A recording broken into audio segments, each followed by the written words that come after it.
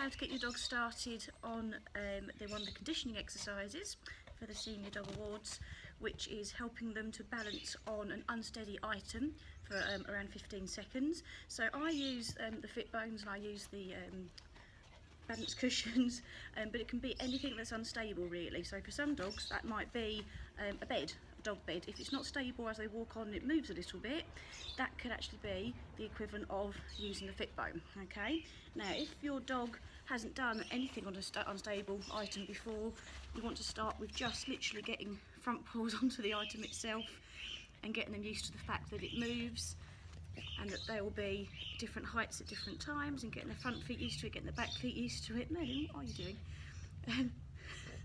Merlin comes separately. Go over there, silly dog. And then gradually, to help your dogs get used to being on an unstable item, you can help them along. So you can give them as much support as you think you need. So for Cassie here, I'm going to just start working on the fit bone. So I've got my legs in the way to help her stay supported. I've guided her on. You'll see there's a little bit of wobbling there. I can hold her just while she's getting used to that. Good girl. And then we'll guide her off after a very short amount of time. So when you first start doing this, it's literally seconds to begin with. So if Cassie hadn't been on this before and wasn't used to being on this kind of unstable steady item, I might literally just walk her across and off of it again, and then I might go lengthways with her, and then I might literally hold her in place for a couple of seconds, treat, and walk her off. And then gradually they build up the time more and more to the point where you can actually guide them on.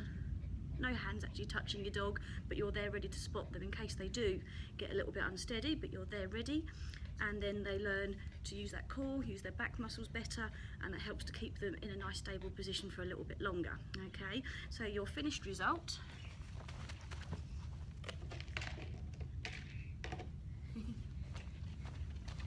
would be, who's going to do this? Taylor? You're going to do it, are you? Right, Taylor's going to go on, sit, good boy, and just wait. Would be, as Taylor's showing you here, he's doing this in a sit, which is absolutely fine.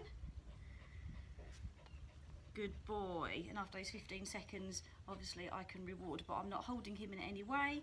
He's stabilising himself here. He's quite used to sitting on this, does this quite a lot on his own. There's a good boy. And then I'll take him off at the end so he knows it's the end of the exercise. So for Cassie, I'm keeping it quite short because it's still quite a new one for her to stay unstabilised with me. For Taylor, he's done a lot more of that, so I'll let him do it himself. So as you can see, Cassie now is supporting herself with her front legs, so she's quite used to it. That's helping work all her muscles, get her used to being on an unstable item. And then I'll do back legs sometimes, then I'll do the whole body, gradually progress it. Don't get your dog onto an unstable item and stick them on there for 15 seconds because they're just not going to be body ready. They need to gradually work on using those muscles, work on their body awareness, and that's how you develop the exercise further. Okay, so I use proper equipment because I do a lot of conditioning work, but anything that's a bit unstable for your dog, so it could be something like a log if it's big enough and steady enough for them, or even something like a dog bed or something inflatable that they can tread on. Okay.